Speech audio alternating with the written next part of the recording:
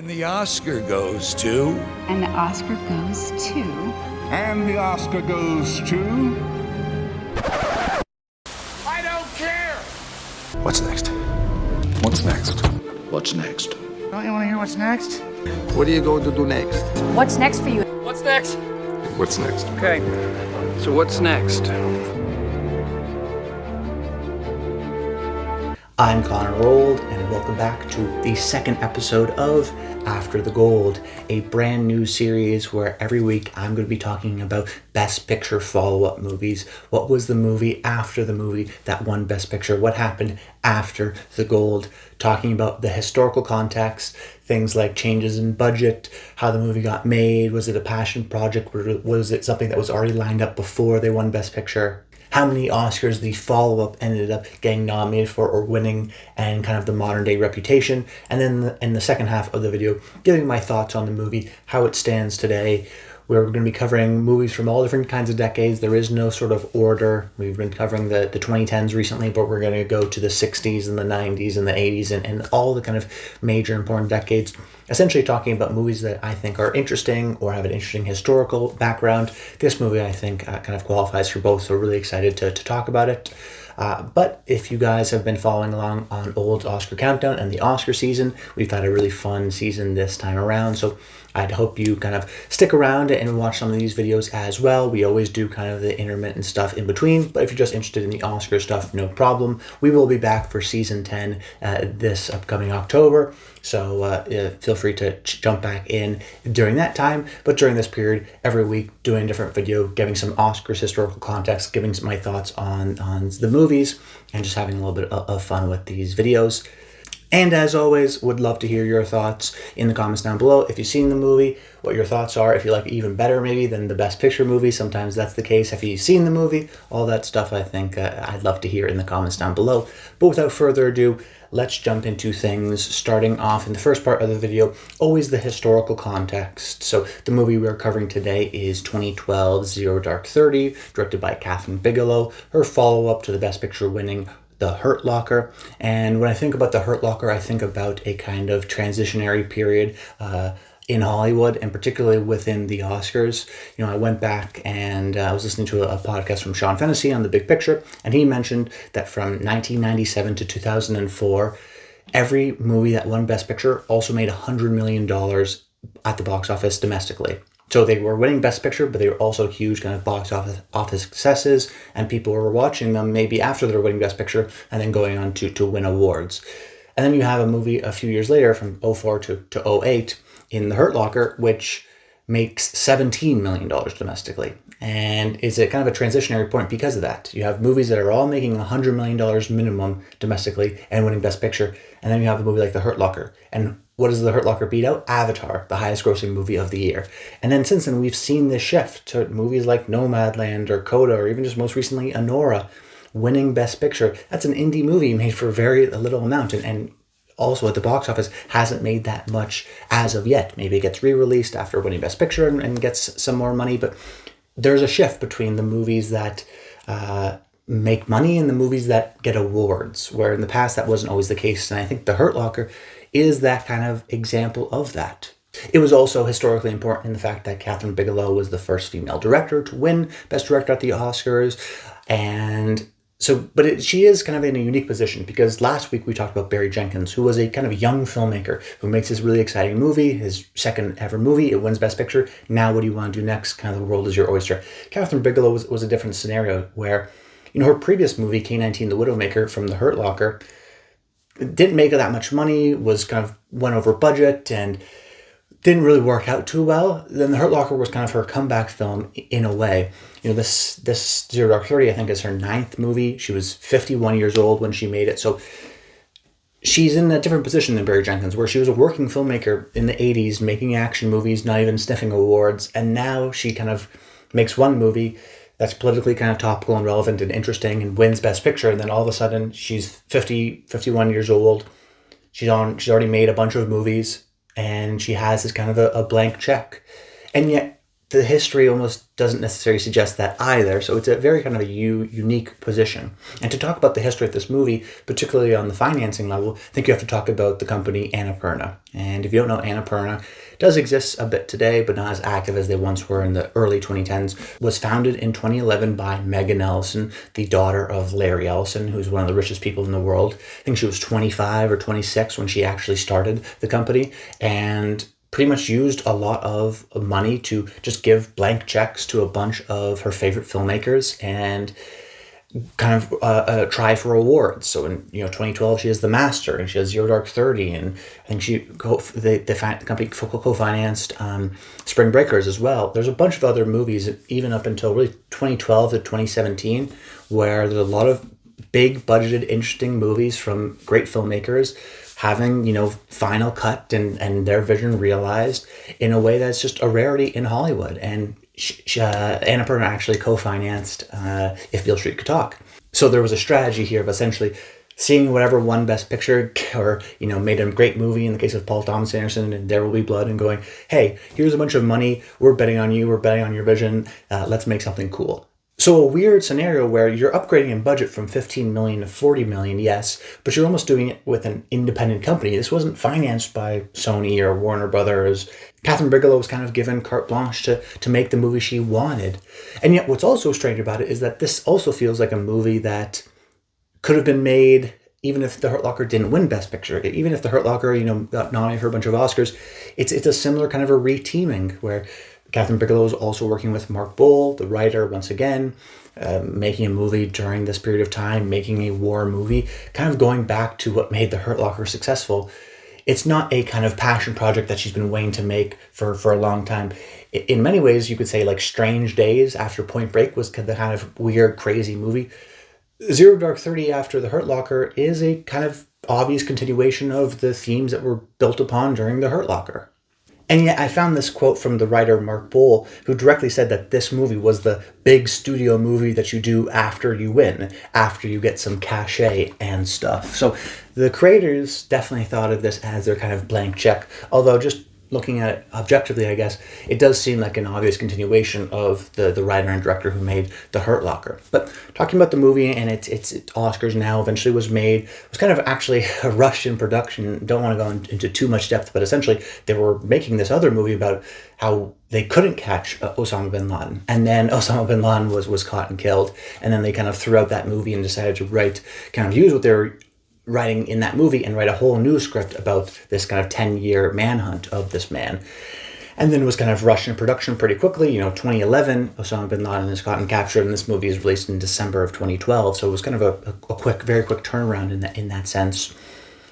Was the big kind of Oscar movie of the year. The Sleeping Giant, Argo, premiered at TIFF and was the frontrunner pretty early on, but then it was always like, well, what if Zero Dark 30 is a masterpiece? And it was released late in December. It got a lot of great reviews, top 10s of the year, ended up doing very well at the Oscars in terms of 5 total nominations, Best Picture, won one in sound editing. And yet, it does, I think, have a bit of a complicated modern-day reputation, because as soon as the movie came out and got Oscar nominations and also got kind of strong critical reviews and actually did very well at the box office, releasing limitedly in December, but then expanding wide in January, did a lot better than The Hurt Locker. And yet, because it did so successfully at Oscars and box office, it kind of entered into what we would call the modern day take cycle or the controversy cycle. So because it was a political movie, it got into the kind of political world. So Republicans didn't like the movie because it was seen as maybe too pro-Obama administration. And the Democrats, some of them didn't like the movie because they thought it was pro-torture. So it was kind of getting hit from both sides. There was also controversies about the main character that Jessica Chastain plays, whether or not she actually did what she said she did and how involved she was in the capture. So there was immediately kind of this controversy of, wow, this is a really well-made movie, but maybe its morals or its facts that aren't as solid as maybe we think. And I think, great movies like The Social Network kind of mess around with the truth, but they're so good that the modern-day reputation of The Social Network is one of the best movies of the 2010s, and not a movie that kind of plays fast and loose with the facts, because the movie is just so good, it overcomes that. But Zero Dark 30, I think the movie is very good and well appreciated, but its modern day reputation is inherently tied to some of the controversies and some people not wanting to champion the movie because of maybe personal politics or how they see the movie treats particularly that issue of torture. I mean, the controversy section of the Wikipedia is just as long as the production and release and plot synopsis. It really is kind of integral, I think, to the history of this movie. So I think it was a success. You're talking about a movie that was made, just 4 years after The Hurt Locker. Very topical movie, got nominated for Best Picture, won an Oscar, like everything on paper makes sense of a successful Best Picture follow-up. And yet, I think its modern day reputation is a little bit more complicated in terms of how people see the movie because of some of the issues they have with its politics, I guess you would say. And because of that, I think it's hurt its modern day reputation. It hasn't entered into maybe like a modern day classic status, although I still would consider it one of Kathryn Bigelow's best. But speaking about that now, my kind of thoughts on the movie and opinions about things. And I really like the movie, and that's why I wanted to cover it so early on in the series, because I thought it was a fascinating production, independently financed essentially by this young 20-ish-year-old person with a lot of money. And then you also have Kathryn Bigelow kind of being action movies and then makes The Hurt Locker out of nowhere, and now this is her big follow-up. But the movie itself, I think, is, even if people have issues with some of its politics, is just an expertly made movie. I think it's a master at the peak of her powers. You see this sometimes when directors kind of get in their 40s or 50s where they've made a few films. They are still young enough to have kind of the energy and the intensity to execute what they want, but now they know actually how to make movies. So there's this combination usually by like movie 9 or movie 10 or in the 40s or 50s of a filmmaker where you really start to see them peak. And I think this is maybe Kathryn Bigelow's peak at this period of time, because she made Hurt Locker, she has this point of view, she's teamed up with this great writer, and now she has kind of the ability and now the resources to make this excellent movie. And you see that just in the kind of amount of information that she delivers in such a short period of time. It's very complicated, it's very intense, but everything is tight and propulsive. I mean, that's what I think of when I think about the movie, is this idea of propulsion or propulsiveness. We're going from one place to another, spanning, a decade, jumping through years, getting a bunch of kind of intense information given to you at many moments of time, and we're constantly engaged, we're constantly interested. The editing, I think, is really engaging in this movie to make it seem a lot shorter than it actually is.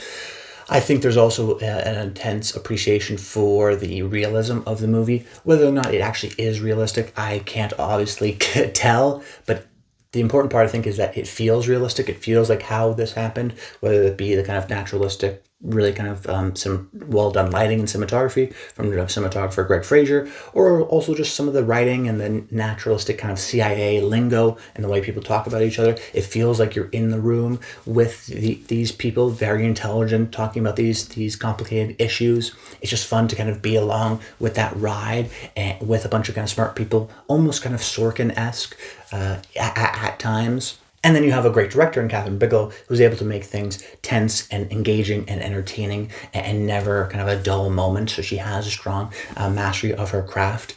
And then I think the controversies don't really kind of concern me. I don't think the movie is pro-torture. I think the movie is using torture as a kind of great analogy of the murkiness of war, and particularly kind of the modern day digital era of war, where yes, it may have affected things and it may have helped given them certain information, but the value of that torture, whether that torture was worth it, isn't exactly totally clear. I don't think it is a pro-torture movie in that way. I think it's using it as an example of like, yes, we did this. We don't know how effective it was, so therefore, is it even worth it? I also, the ending, I think, is masterful, because on one hand, it's some of the best action filmmaking I've ever seen. The raid on Bin Laden's house is just masterful combination of everything. The kind of CIA lingo, the first-person cinematography, the action filmmaking that Bigelow is so great at doing, combined with the kind of emotional catharsis of Jessica Chastain's character, of being so obsessed with trying to do this one thing for 10 years, and then the kind of relief of getting that task done. And it's kind of like a Michael Mann-esque ending, which I appreciate, which is like they've been so obsessed of doing this one thing, and then they do this one thing, and then it's kind of a what now? They're kind of broken by the events of this thing. I also think that the movie is not as raw pro-military as maybe its reputation is. I think of the movie similarly as First Man, which is another movie I like, the Damien Chazelle movie, where Ryan Gosling, who plays Neil Armstrong in that movie, isn't doing necessarily his motivations for patriotic reasons, but there is a sense of duty, not to country, but to the people that sacrifice their lives in pursuit of this goal, and that by not completing the goal, it would kind of invalidate their lives. And I think there's a similar situation happening here with Zero Dark 30. We don't get a clear motivation of why necessarily Jessica Chastain's character is doing this, except for the fact that she is obsessed with this idea and wanting to capture this person. I think in part the emotional connection to me, in part just because of her obsession of how long it took, but also her friends that she made along the way and people she worked with and their dedication and lives that were lost in pursuit of this. There is that kind of still strong emotional connection that I think makes it more of an emotional, personal journey than some people maybe think of it as. So I think it ultimately depends on how emotionally connected you are to the character as well, will determine your overall appreciation for the movie. Although I think everyone will acknowledge the masterful filmmaking. We haven't even mentioned the great performance of Jessica Chastain, who's in every frame. It's definitely my favorite performance of this year. Probably my favorite Jessica Chastain performance. She was really, hot during this time of The Help and Tree of Life, and then Zero Dark 30, and then, Most Violent Year a couple of years later in Interstellar. She was really kind of at the peak of her powers here, and this still may be my favorite performance of hers, just because I think she's able to be that kind of intense war personality, obsessed with one goal, very abrasive at times, but not just an entirely kind of a robotic figure. She has moments of joy and appreciation of the other people's work and connection with others.